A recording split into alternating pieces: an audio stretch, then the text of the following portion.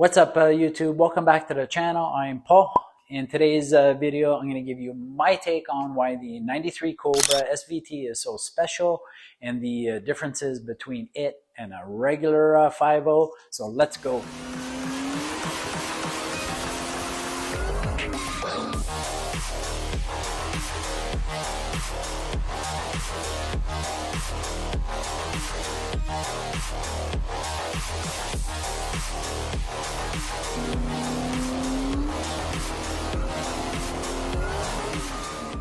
I'm going to start the video off with giving you guys my thoughts on why the Cobra is so special. I'm just going to bang them out quickly, then I'll expand on them, and then we'll go over some differences. The differences do tie into why the car is special, so I'll leave that for last. Again, these are in no specific order. Number one, it's a 93 Foxbody, last year of the platform.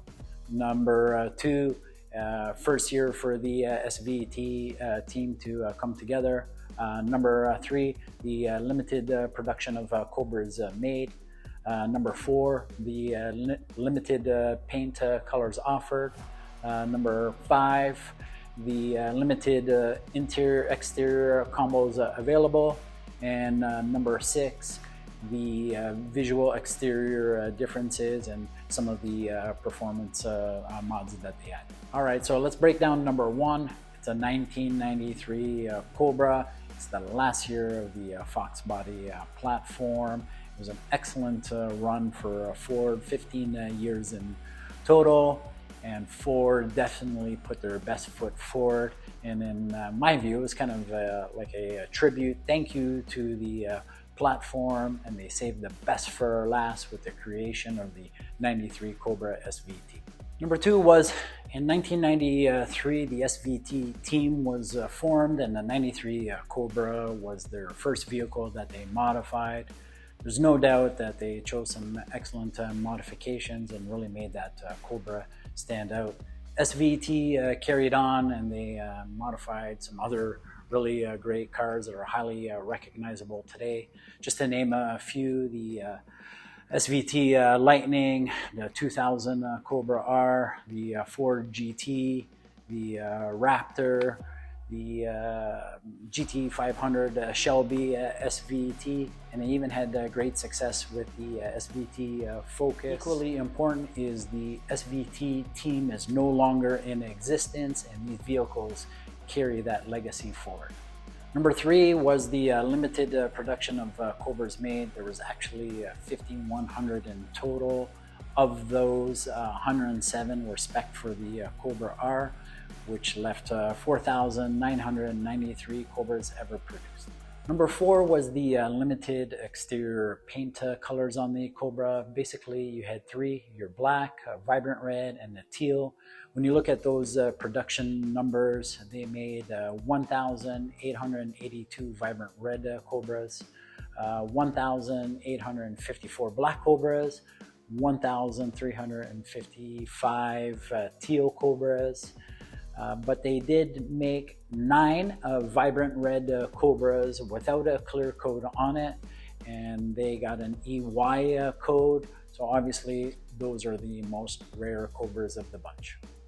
Number five was the limited interior-exterior productions, and the Cobra either came in a gray cloth, a black cloth, or a gray leather.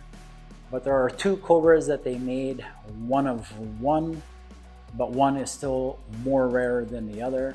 The first one was they made a teal with a gray cloth interior. They only made one of those.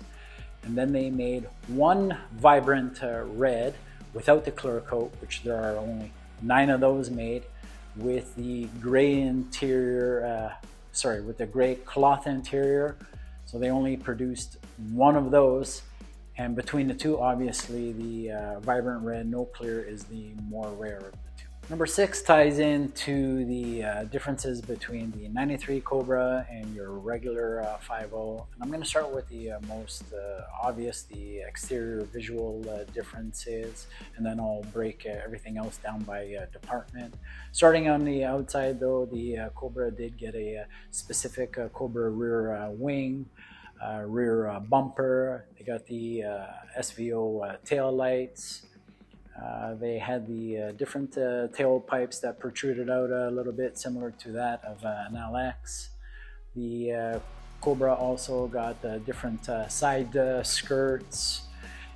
They got the Cobra badging on the side here, Cobra grill insert up front, and they also got the 7-spoke or fan blade design rims.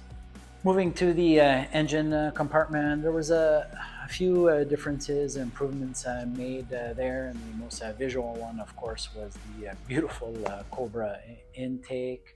They also ran GT40 heads and a revised camshaft. They added some crane 1.7 roller rockers into the mix as well, and they upped the mass air and the throttle body. The mass air moved up to a 70 mil from the stock 55, and the throttle body moved up to 65 mil versus your 60 mil. They also threw in bigger injectors. They went with 24-pound injectors.